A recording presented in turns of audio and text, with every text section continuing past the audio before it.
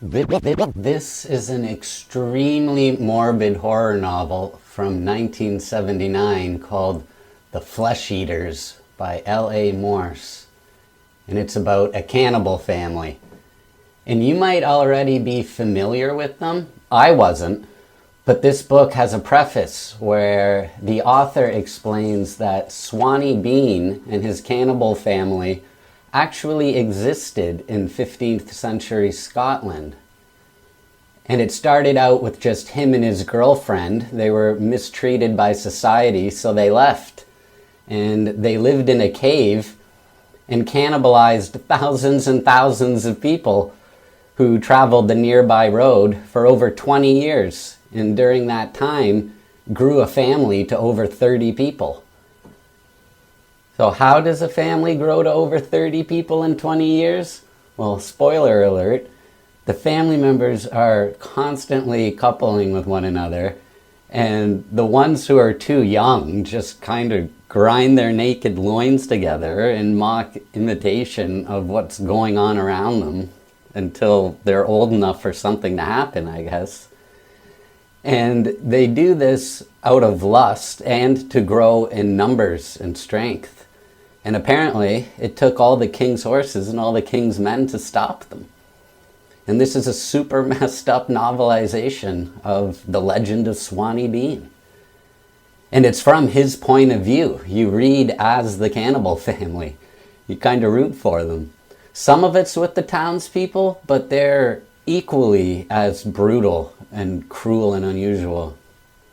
And in the preface, the author reminds us that the 15th century was not that long ago, pointing out that the Magna Carta had been issued 200 years earlier, the Notre Dame cathedrals were complete, Oxford University was in full swing, the Divine Comedy had been written. This wasn't the dawn of man or the Stone Age, this was King James IV. So that's the story. You can look up Sawney Bean. But what I wanted to hype up about this book was the writing style, because this book is savage. You could open it up anywhere and 9 out of 10 times land on something you wouldn't read out loud.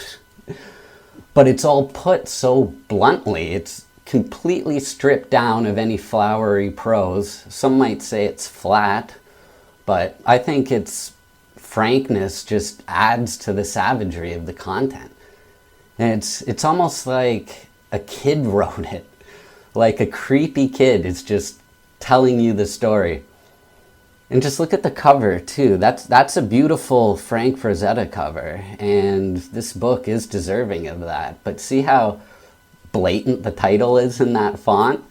That kind of speaks to the writing style. Nothing fancy.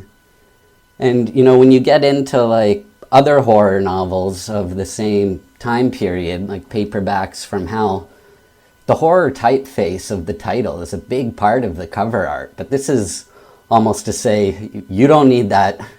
Trust me, this is brutal and in your face. Nothing fancy. And the author doesn't waste time describing the gory detail either. There's just too much of it. It's almost if he's saying, need I say more? Need I say more? Can we move on? Because there's a lot more where that came from.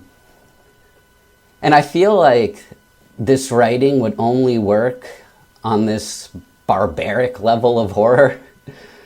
But I couldn't help myself, and I picked these up for cheap on thrift books. And I guess in the 80s, he wrote some 50s style crime noir. In this book, The Old Dick won an Edgar Award. I haven't read them yet, but when I get to them, I'll revisit this, and you'll see them again. But this book is something, though. I think even if you read a lot of extreme horror or splatterpunk, this will still surprise you. It is kind of an early example of splatterpunk. It's got splatter. You'll be covered in blood and filth before you finish the first chapter. And it just doesn't stop.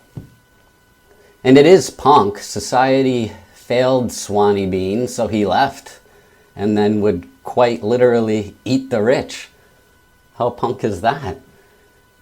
And I've read reviews comparing this to Jack Ketchum's Off Season from 1980, but I haven't read that one.